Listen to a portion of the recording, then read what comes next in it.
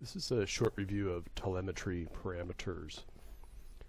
If we go to the IDD that's at sightlineapplications.com and go to the telemetry, if we grab, say, SLA tracking positions message, which is sent out when there are multiple tracks, at the bottom we see this unsigned 64 timestamp and then unsigned 32-bit frame ID. And the timestamp is basically the system time since it was powered on, and that can also be set through KLV. So if you just power up the system and don't send in any KLV metadata to the system, the timestamp will just be basically microseconds since the system was powered up.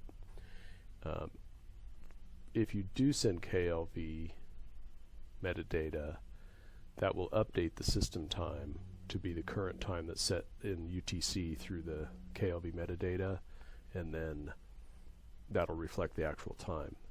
Frame ID actually has to be sent through the frame ID message for every frame that you want an ID on. So typically it's sent from an external processor to our system once per frame. It would increment the frame index. We do not automatically update that. So the message for updating frame index is message ID 8A, and it's set the U8 values. The camera index would be 0, 1, 2, or 3. So if your active camera was camera 2, you would set the index on for camera 2, and you would set it to an unsigned int 32. And that index that you set would from then on be sent along with the telemetry messages. So it's a little confusing, so it kind of helps to have an example. So I have a system running here, and I've gone to the tracking portion of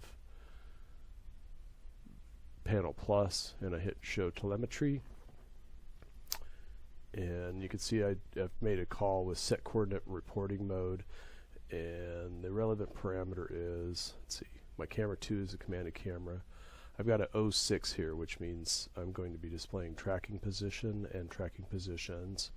So if I go ahead and initiate a couple tracks here, now I can see I've got my tracking positions displayed over here.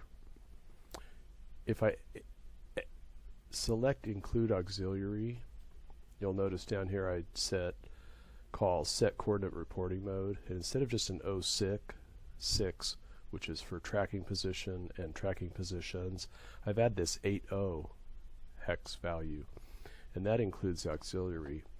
So now we can see that I've got the time incrementing here, 2:22:38. On my system it seems like it always starts at hour 2. I believe my system's been up for about 22 minutes running.